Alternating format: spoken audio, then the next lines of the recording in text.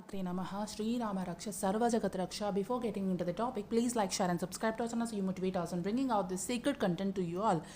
In my previous topic, I talked about the tree of life and parallel earth, and if you did not yet listen to those videos, go listen to them. It might be life changing for you. Okay, so now in this one I'm going to talk about the inner earth, and before talking about the inner earth I want to tell you all that in my previous one where I talked about the parallel earth, okay, in that one I have told you that they are different names of different dimensions, and they are different dimensions have different places. Okay, so every dimension is a different place in the universe, and each place got a different name. For example, parallel earth is named as a Theta Orion, okay, Theta Orion, and it is the galactic stargate.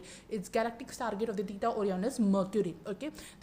And each 12 dimensions have, is associated with the planets also. We have different planets for different dimensions. So for the galactic stargate of this dimension is Mercury.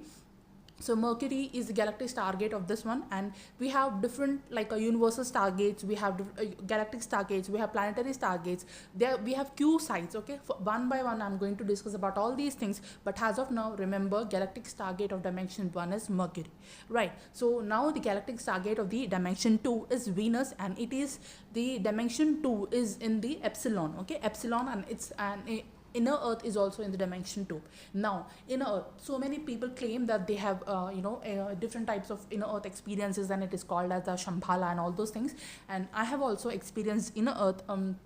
So when I have experienced inner earth, I did not go from dimension 2. The way to inner earth have changed. Okay, now it is not the previous way, and only the people who have that access to the inner earth, only they can go to inner earth. Not everybody can go to inner earth. Only some people can go to inner earth if they have that accumulated frequency within them, dimensional activations within them, and it's their purpose to go to inner earth. Then only those people will go to inner earth. Not everybody have the access to inner earth. Only some souls have the access to inner earth in all the timelines, not only this timeline but also all the timelines. Only some beings go to inner earth, not everybody. But yeah, if you have done a lot of work in your ascension journey, you might have a purpose to go to inner earth. So only those people who have the purpose to go to inner earth, and only those people who have activated themselves enough and are in the serious ascension journey,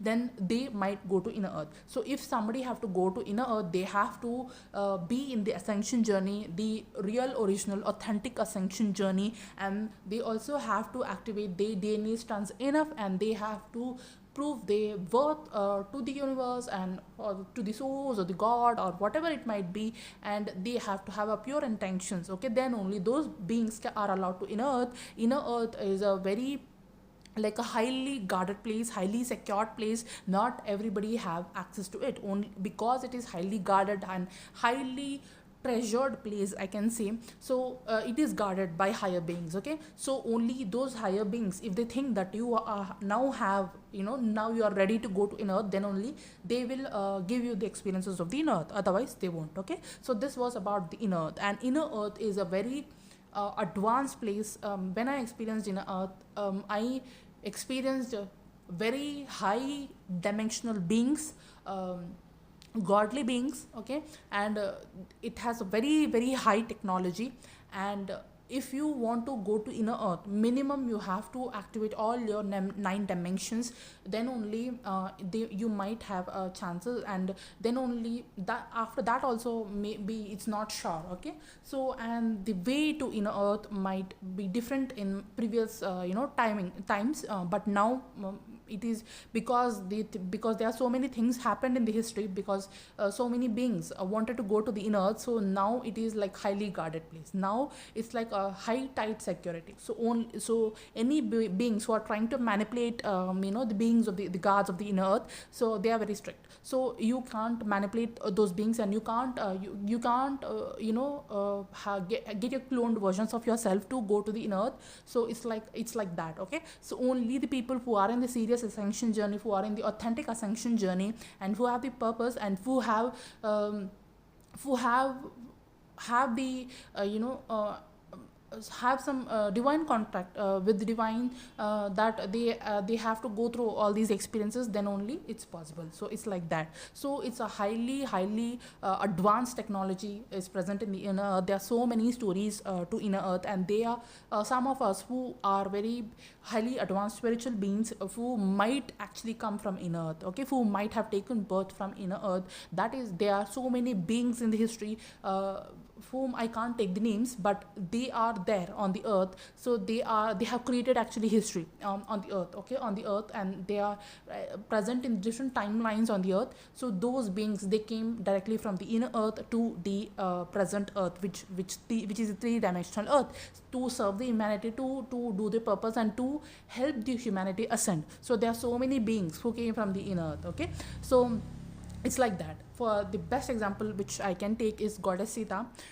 You all know that, she's Bhumicha, she came from out of the land, right? So maybe I think like goddess Sita have come from the inner earth only. So I don't know exactly, but when I received the downloads, and when I got like so many synchronicities and stuff, so there are so many beings, not only the gods and goddesses, but also there are so many beings who have created history. They came from inner earth. So those beings who are very highly advanced, and who have the contract to heal the earth, who have like a purpose to go to the earth and to activate the higher frequencies, and onto the earth, to bring that light onto the earth. And those beings, they come from the inner earth, and they serve their light here, and they do the purpose here onto the earth, okay. There are so many beings like that. So these are the beings who come from the inner earth. So it's like that. So this is the second dimension is also connected, as you all know, that it is connected with the sacral chakra. And there are so many things which you have to heal in the sacral chakra, and you have to heal all the wounds. Sacral chakra is also connected to your ancestors, it is also connected to your